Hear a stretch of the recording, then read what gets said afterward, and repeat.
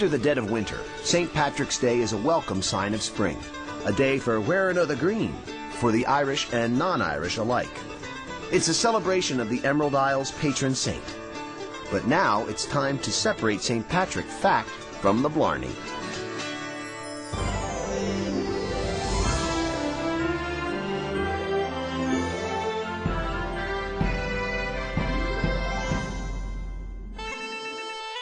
The story of St. Patrick's Day goes back to 5th century Britain, where a 16-year-old boy, Mawin Sagut, was kidnapped by Irish marauders.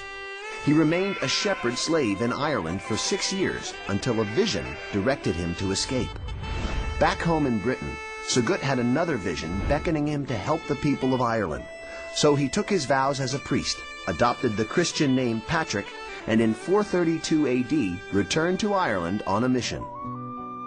In his autobiography, The Confesso, Patrick wrote about converting the Irish to Christianity while building schools and monasteries along Ireland's north and west coast. One popular myth has Patrick driving the snakes out of Ireland. The truth is, there were never snakes on the island. This is probably a metaphor for Patrick cleansing the island of paganism. Another myth has Patrick using the shamrock to teach the Holy Trinity. This legend is possible, but Patrick never wrote about it. So why does the holiday fall on March 17th? Supposedly, it's the day Patrick died in 461 AD. Since then, Irish Christians have marked the anniversary as a holy day. Beginning in the Middle Ages, Irish Catholics would close shop and attend church to honor the feast of St. Patrick. And it was time to celebrate. St. Patrick's Day falls within Lent, the season before Easter when Catholics give up their vices as penance.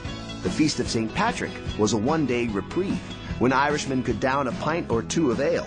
This custom really took off. The first St. Patrick's Day in colonial America occurred in Boston, 1737, with a parade organized by the Charitable Irish Society.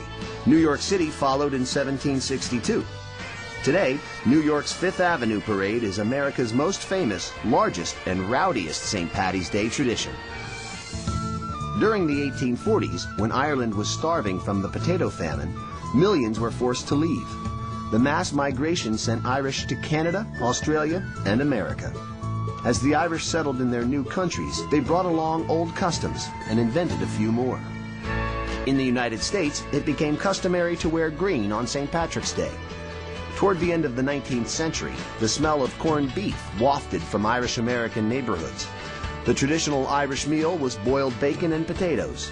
But in the States, immigrants could find a cheap piece of beef, tenderize it with brine, and slow cook it with cabbage. The dish remains a delicious Patty's Day tradition.